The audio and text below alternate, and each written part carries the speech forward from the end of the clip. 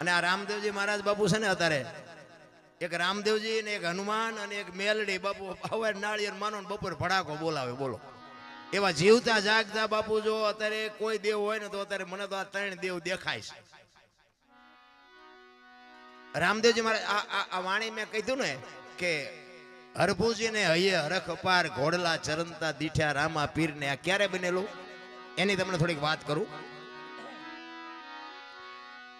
હરભુજી રામદેવજી મહારાજના માસીએ ભાઈ થાય અને રામદેવજી બાપાને એમને મળવાનું વચન આપેલું કે હું તમને મળ્યા સિવાય જઈશ નહીં અને કુદરતને કરવું ને મળાણું નહીં અને આ જવાનો સમય થઈ ગયો. એટલે રામદેવજીએ વિચાર કર્યો કે મારે આને મળવાનું રહી જાય છે, મારે જવાનો સમય થઈ ગયો છે. એટલે એમને એમની યુક્તિ રચી અને એમના કુટુંબને ભેળું કર્યું કે આમને હું જરાક જાણ કરી દઉં કે આ પાછળથી કાંઈ કરે નહીં. એટલે રામદેવજી પોતાના કુટુંબને ભેગા કરી અને વાત કરે છે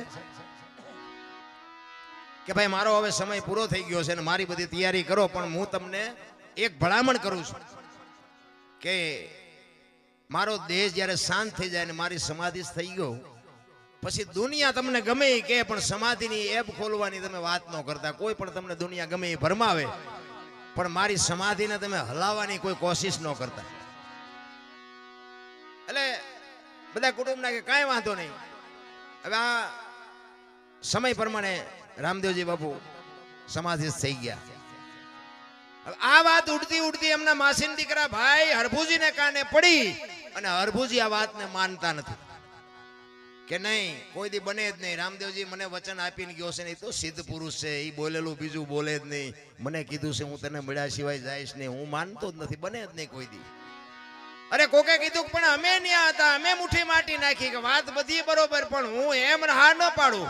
હું ન્યા જાઉં અને ત્યાં મને પાકું થાય ને પછી હું તમારી વાત આ પાડું, બાકી હું એમ હા ન પાડું એ વાત ખોટી. કારણ કે રામદેવજીને હું ઓળખું છું. અને આ બહુ જયારે માણસો કહેવા મનાણા ને એટલે પછી હરભુજી ત્યાંથી ઘોડા ઉપર ચડી અને રણુજા આવવા માટે નીકળે છે. અને રણુજાના સીમાડે બાપુ રામદેવજી બાપા ના ઘોડા ચરે છે ને રામદેવજી બેઠા છે. અહીંયા બાપુ હરભુજી આ વાણી કરી કે હરભુજીને હૈયે હરખ અપાર ઘોડલા ચરંતા દીઠ્યા રામા પીરના.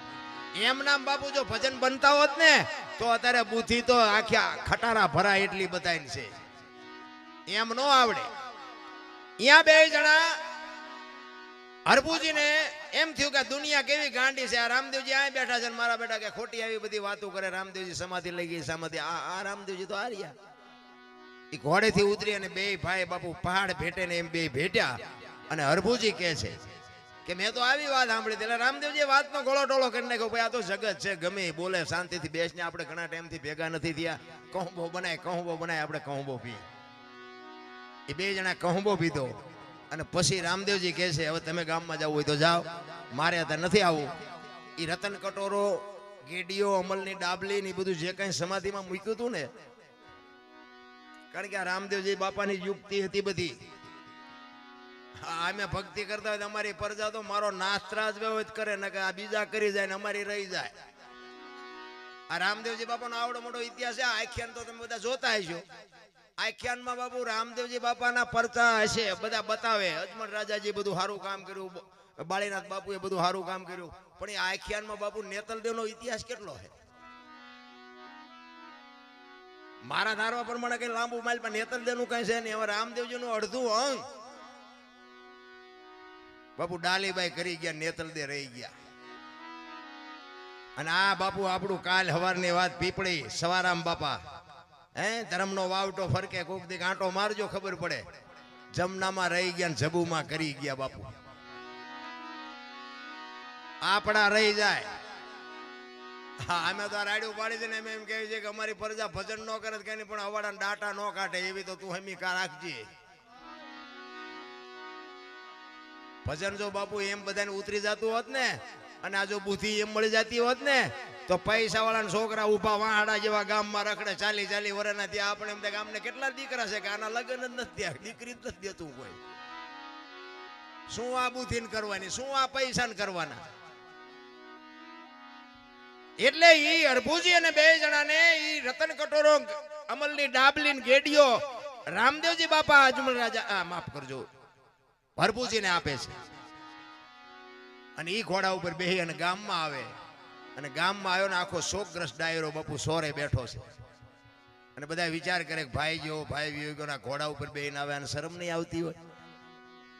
હરભુજી બાપુ બગાડ ધાટ કરતો ઘોડો આવતો તો બજારમાં ની ચોરે આવીને ઉભો રહ્યો અને કીધું શું આ બધા બેઠા છો?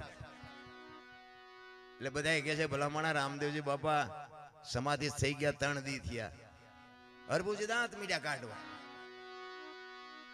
ઈ કે પણ રામદેવજી મને અત્યારે સીમાડે મળ્યા ને કે તમે કયો છો સમાધિ લઈ લીધી.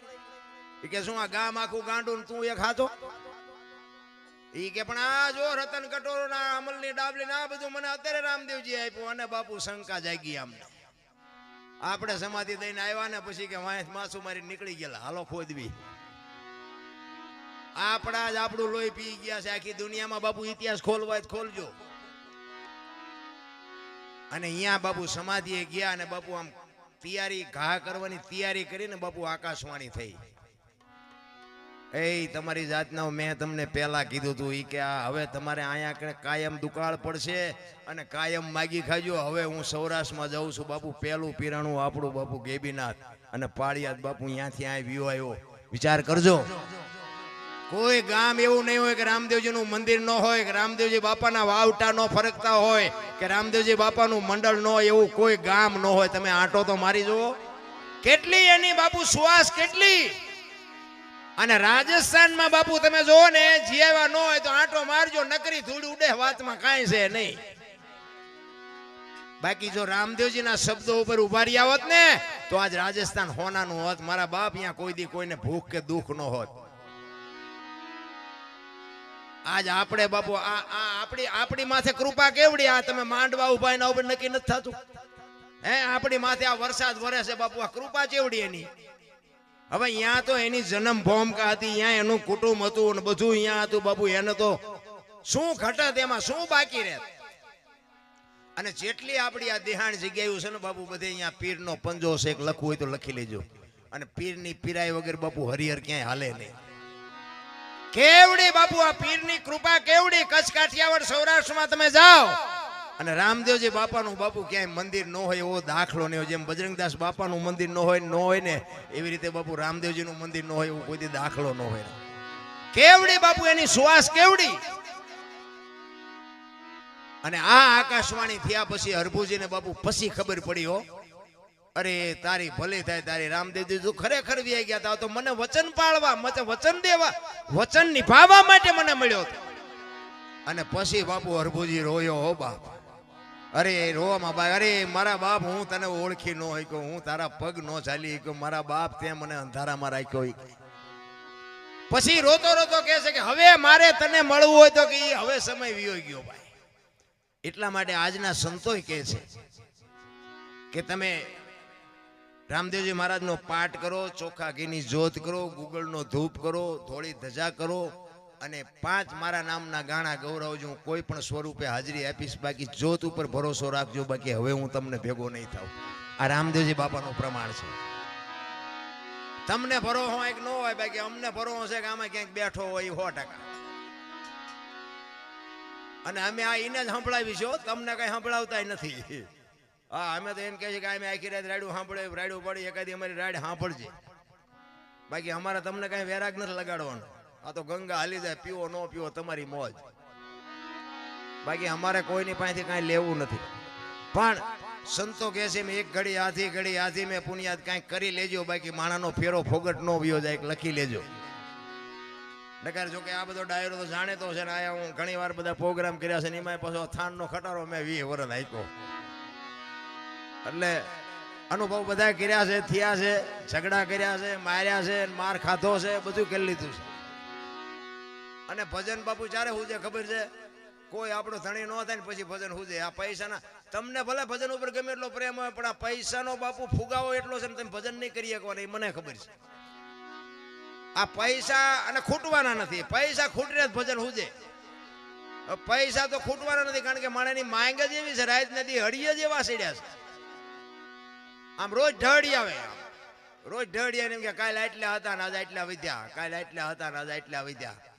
ઓલો ઉપર બેઠો બેઠો ગણે છે તારા સુવાસા કાલે એટલા હતા ને એટલા ઘટ્યા, એટલા હતા ને એટલા ઘટ્યા. હિસાબ રાખવાનો છે કોઈ રાખતો નથી, પૈસાનો જ રાખે છે. ને કે વાતમાં કાંઈ છે નહીં, હળવા ફૂલ થઈ જવાની મજા છે. માણસ જન્મે ને 2-2.5 કિલોનો હોય, 60-80 વર્ષ જીવે ને પછી મરી જાય ને શમશાનમાં હળગાવી દો ને પછી રીખ્યા ભેળી કરીને જોકો એટલે 2-2.5 કિલો જ થાય. આ એટલો વાંકો લોહી પીવે. વાતમાં કઈ લાંબુ છે નહીં, લાવ્યા નથી ને કઈ લઈએ નથી. તમને એક જ વાત કરું, 84 લાખ યોની છે એવું મહાપુરુષો કહે છે ને. 84 લાખ જીવ છે, આપણે ગણવા નથી. પણ મારો કહેવાનો મતલબ એ છે કે રૂપિયા હાટું માયા હાટું બથોડા ભરતો હોય માણા એક જ. કોઈ કૂતરા, કાગડા, ભૂંડા, ઘોડા, ગધાડા કોઈ પૈસા હાટું મથે.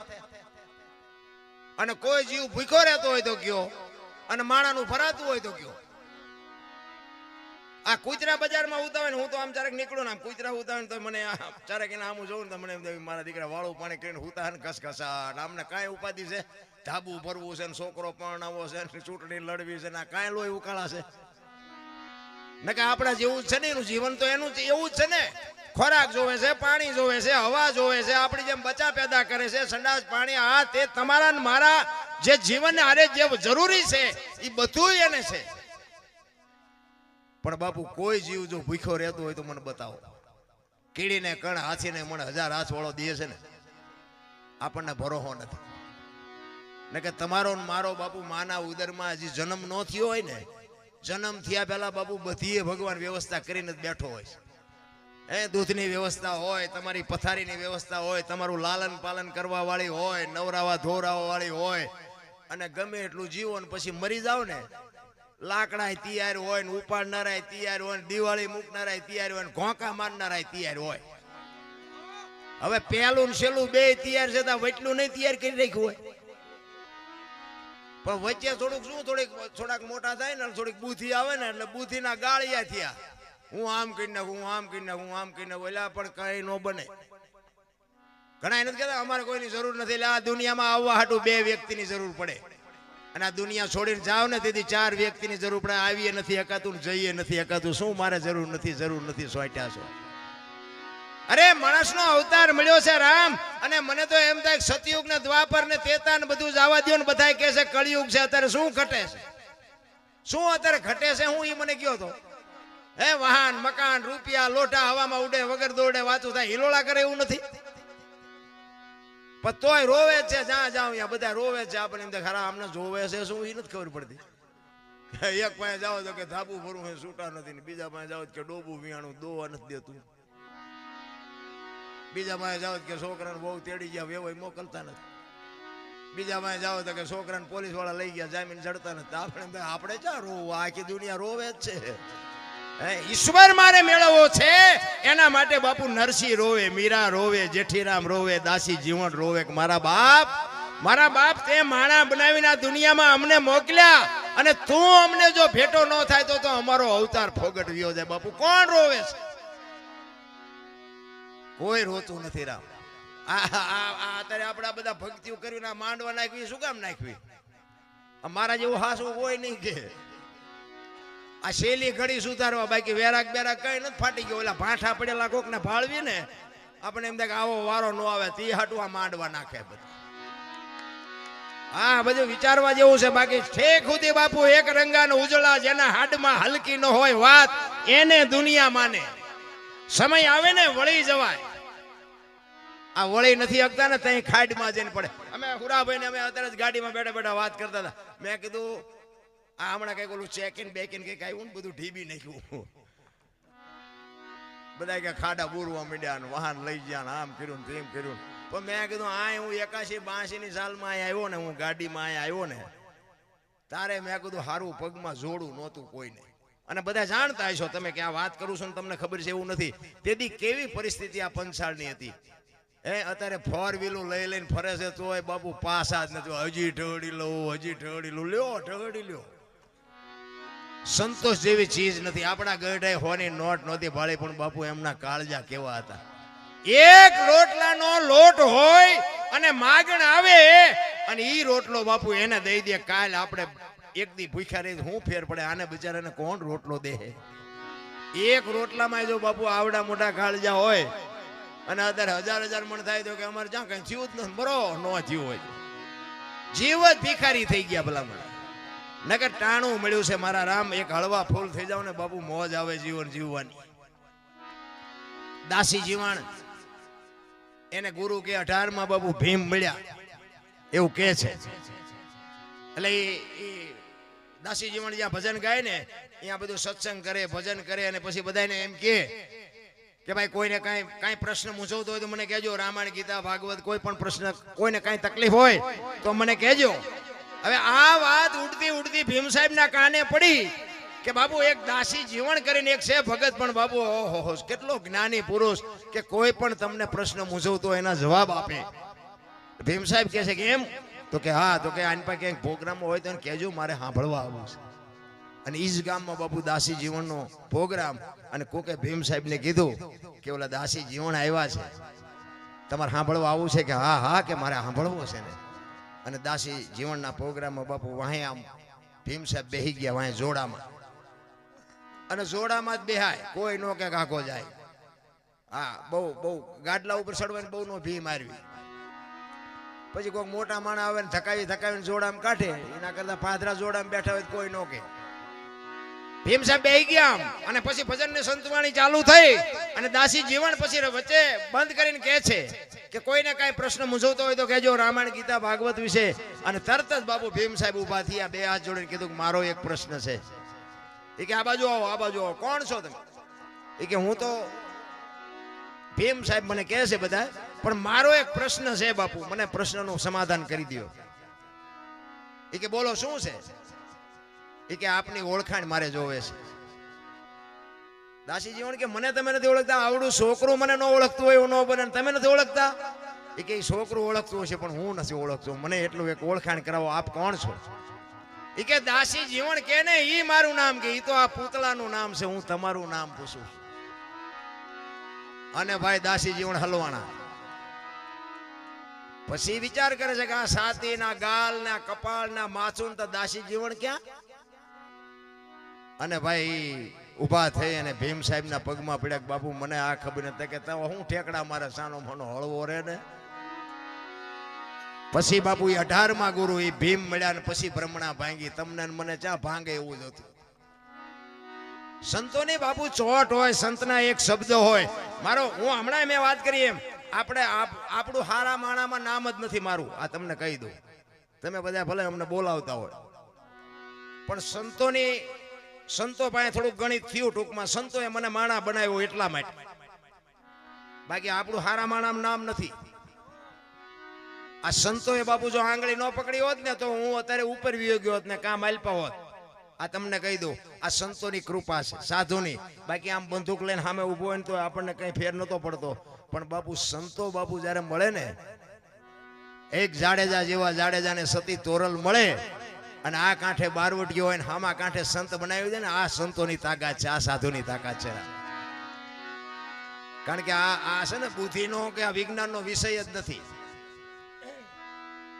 અત્યારે અમને બધા સાંભળે છે, એટલે આ બહાર હો અહીંયા ગામમાં તો બધી આબરૂ જેટલી છે, આવો તો ખબર પડે. પણ કહેવાનો મારો મિનિંગ એ છે કે સમય મળે ને પછી પાછું વળી જવાય, ને પાછું વળ્યા પછી એ મારે પકડાય નહીં. એટલે મેં હમણાં કીધું ને કે આવા આયોજન કરતા છે ને એને લોહી તો પીતા જ છે. એમ જાડેજો સતી તોરલ મળ્યા નહોતા ને ત્યારે બાપુ આમ બજારમાં નીકળે ને બારીઓ બારણા ભટો ભટ બંધ થઈ જાય, અને ઈનો ઈ જાડેજો સતી તોરલ મળ્યા, અને પછી તોરલના લુગડા માથે લઈને જેથી નદીએ જાતો હતો ને ધોવા, તેથી જે દુનિયા એની માથે વિતાડી છે ને, એ તો જાડેજાનો આત્મો જાણે. તમે બાપુ આ દુનિયામાં માર્ગે ચડો ને પછી તો દુનિયા તમારું લોહી પી જાય છે. ફરમ હોય ફટકેલી અને સુલે ચડવું પડે, પણ આવળ હોય અલબેલી અને કોઈ ન પૂછે કાગડા. દુનિયામાં બાપુ તમે કઈક અમે આવું બોલીને ગાઈને અમે પછી હેઠા ઉતરીને એટલે કેટલાય અમારું લોહી પીવે. આ તમે આવડવા નતો બોલ્યા, અહીંયા જો આમ બોલ્યા હોત ને તો સારું. આ આમ બોલ્યા હતા ને આમ બોલ્યા, પણ અહીં આવીને બે બોલો કરા, કાનની બુટીઓ લાલ થઈ જાય છે કે નહીં? આ તમે એમ માનો છો કે આ હેલું છે? આ નાક કાન ઘરે મૂકીને આવે ને એ ભજન કરીએ, તમારું કામ જ નથી. અમે તો આ તો ઘરનો ડાયરો છે, બાકી હું તો બહાર ગયો હોય તો કહી દઉં કે આ તમારું, કારણ કે અમે અહીંથી એમ કે રામા પીરની જે અને અમારા સામે ઉઘરાણી આવ્યા એમ બેઠા હોય, એટલે આ જે તો બોલો ભગવાનની જે છે અમારી નથી. હવે ઈ ન કરી શકો, બીજું શું કરી શકો? ફરમ હોય ફટકેલી એને ચૂલે ચડવું પડે. તમારી કિંમત હશે એટલે દુનિયા તમારું લોહી પીશે ને તમે લુખા ગુંડા હશો ને તો તમે આમ હાલ આવતા હશો ને દુનિયા બજાર મૂકીને વહી જાય, બોલો હાલ્યો હવે ચાલો આપણે આમ વ્યા જાય. આનું નામ દુનિયા. દુનિયાને જગતને ભગતને કોઈ દી પત્યું જ નથી, કારણ કે આ દુનિયા છે ને કોઈ વાતે હાથમાં જ નથી આવે એવી દુનિયા. એક ગામની બાજુમાંથી બાપ દીકરો બે ઘોડું લઈને નીકળ્યા. બાપા ઘોડામાં જ બેઠેલા, છોકરો હેઠો આલ્યો. સોરો અહીંયા બધી રીધી સીધી બેઠી જ હોય. સોરા પાસેથી નીકળ્યા ને બાપા ઘોડામાંથી, એટલે ઓલા બેઠાથી શું કે ખબર કે ગઢો ઘોડા ઉપર ચડ્યો, ઓલું ફૂલડા જેવું છોકરું હેઠું આવેલું જાણ શરમ આવે. એટલે ગામ બહાર નીકળીને પછી એના બાપાએ કીધું એના છોકરાને કે બેટા એક કામ કરીને કે હું હેઠો આવ્યો, તું ઉપર ચડી જા. બીજું ગામ આવ્યું ને કે જુવાન જોત ઘોડા ઉપર બેઠો છે, ડોહાના બિચારાને ટાંટિયા તોડાવે છે શે શરમ. પછી બહાર નીકળીને કે બાપા એક કામ કરો ને કે કે હાલો આપણે બે જણા બેસી જઈએ. એ બે જણા બેઠા ને પછી બીજું ગામ આવ્યું ને કે આમને છે કે દયા જેવો સાંટો બે સોટ્યા છે, બે જણા ને બે. પછી બહાર નીકળીને કે બાપા એક કામ કરી કે ઘોડું ભલે ને હેઠું વાય હાલ્યું, હવે આપણે હેઠા હાલ્યા જઈએ. બીજું ગામ આવ્યું ને તો કે આ ઘોડાને પૈસા હું કામ ખર્ચ્યા છે, બે ટાંટિયા તોડીને હાલ્યા જાય. હવે આ દુનિયાને કેમ તમે પૂગી શકો? રામ બુદ્ધિના ગાળિયા થયા, ગાળિયા. તમને ને મને એક બુદ્ધિ આપી હોય અને કોકને કંઈક દેવાની વાત થાય ને તો માણસને એમ થાય પૈસા દેવાની જ વાત કરે બધા. એવું નથી. કોકને હારી સલાહ દ્યો ને તો બાપુ મોટું ડોનેશન છે. આવા કંઈક કામ કરતા હોય ને એને હારો કંઈક પડખે ટેકો દ્યો ને તો એક ડોનેશન છે. એક એસટીમાં તમે ચડ્યા હોય અને તમને જગ્યા મળી જાય અને કોઈ બેન દીકરી ચડે, કોઈ વૃદ્ધ બાપા ચડે, કોઈ વૃદ્ધ માજી ચડે અને તમે ઊભા થઈ અને એને જગ્યા આપી દો તો આ મોટું ડોનેશન છે. દેવાની વસ્તુ નકરી પૈસા નથી. હારી સલાહ કોકને દ્યો ને તોય બાપુ મારો નાથ નોંધ કરે. પણ આ જગતને મેં કીધું એમ કઈ પુગાય એવું નથી. આમ સવારના પોરમાં બસ આમ ગામમાંથી ઉપડે ને એટલે આમ વેલો પગી ગયો ને એટલે બારી પાસે બરોબર આમ જગ્યા મળી ગઈ હોય ને પછી બસ ઉપડે ને આમ કેવી વાતો કરે ખબર કે જીવવા જેવું આવ્યું છે ને આપણા ગામમાંથી બસ ને ઠેઠ શહેર સુધી ને આ જુઓ જગ્યા ના હવા આવતી હોય ને આમ તમે જુઓ તો એવી વાતો કરે. અને બીજે દી થોડોક મોડો આવે અને આખી બસ ભરાઈ જાય અને દાંડીઓ ચાલીને ઉભો હોય ને પછી શું કે ખબર કળિયુગ આવી ગયો. બસ રાતમાં એક જ રાતમાં કળિયુગ આવી ગયો. પણ બેટા ત્યાં કોઈને આપી હોય તો તને કોક આપે ને. દેવું નથી અને લઈ લેવું છે નકરું દુનિયાને. એમ પતે એવું નથી નારાયણ. એટલે